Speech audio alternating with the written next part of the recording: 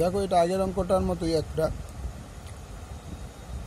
Class 9-এর 13 নম্বর 2 exercise 18 18 অধ্যায়ের 13 নম্বর 2। দেখো 4টি বৃত্ত আছে, 4টে বৃত্তের কেন্দ্রগুলো হচ্ছে এ বি সি ডি। এবার আমাকে বার করতে হবে এই যে হ্যাশ লাইনগুলো, এই হ্যাশ লাইনগুলো ক্ষেত্রফল বার করতে হবে। তো বলছে প্রতিটি বৃত্তের ব্যাসার্ধ দৈর্ঘ্য বলে 3.5 সেমি। এই যে এখান থেকে যে ব্যাসার্ধ আছে, এখান থেকে এটা যে ব্যাসার্ধ, এখান থেকে এটা ব্যাসার্ধ, এখান থেকে ব্যাসার্ধ বলে দিয়েছে 3.5। আর 4টি বৃত্তের কেন্দ্র যথাক্রম A B C D, A B C D বৃত্তের কেন্দ্র। তাহলে চিত্রিত মানে আঁকা, চিত্রিত 4টি বৃত্তাকার ক্ষেত্রের কেন্দ্রগুলি যথাক্রমে A B C D, A B C D বৃত্তের কেন্দ্র বলছি। যেহেতু প্রতিটি বৃত্তের ব্যাসার্ধ একই, তার মানে A M equal to B M, অর্থাৎ এই বৃত্তের ব্যাসার্ধ যা এটাও তাই। আবার পিসি ও ডি, দেখো A M equal to A B M equal to PC equal to O D 3.5 সেমি, অর্থাৎ 4টে বৃত্তই এক 3.5। তো 4টে বৃত্তাকার ক্ষেত্রে ক্ষেত্রফল কত? পুরো 4টে বৃত্তাকার ক্ষেত্রের ক্ষেত্রফল আমরা বার করছি 4πr², কারণ বৃত্তের ক্ষেত্রফল হচ্ছে πr²। তাহলে 4πr² বর্গ একক, 4πr² 4 ইন্টু পাই মানে 22/7, আর বায়ু ব্যাসার্ধ ধরো 3.5 তার স্কোয়ার মানে বর্গ সেমি। তাহলে 4/7, এটাকে দুবার গুণ 3.5 গুণ 3.5 বর্গ সেমি, 7 দিয়ে কাটলে 0.5।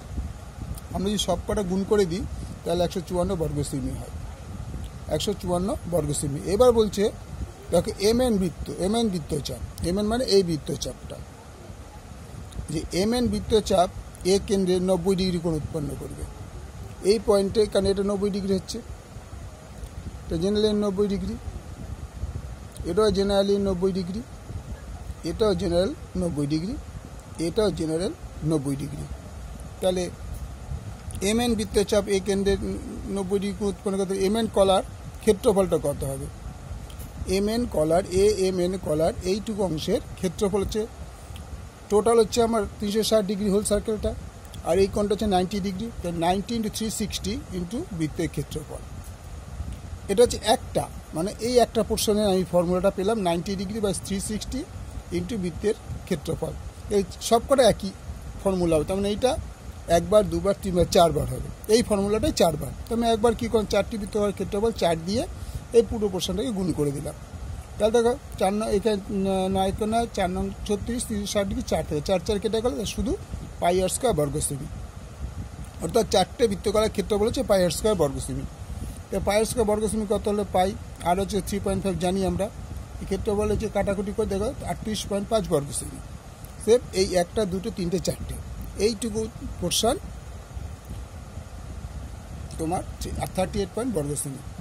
এবার আমাদের এই 4টে বৃত্তের ক্ষেত্রফল কত পেয়েছিলাম? এই 4টি বৃত্তের ক্ষেত্রে কত পেয়েছিলাম? 154। আর এই 4টের ক্ষেত্রফল কত হলো? 38.5।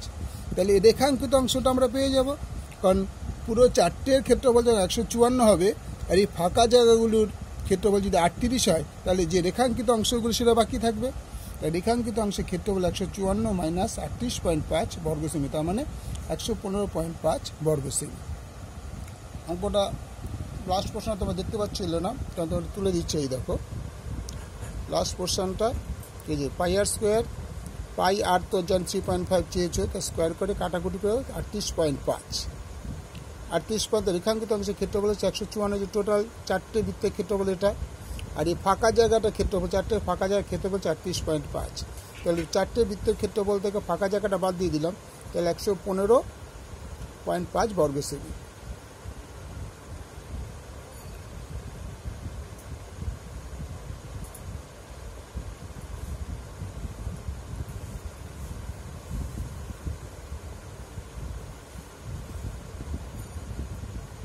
ওকে, ভালো লাগলে লাইক করো, শেয়ার করো, সাবস্ক্রাইব করো।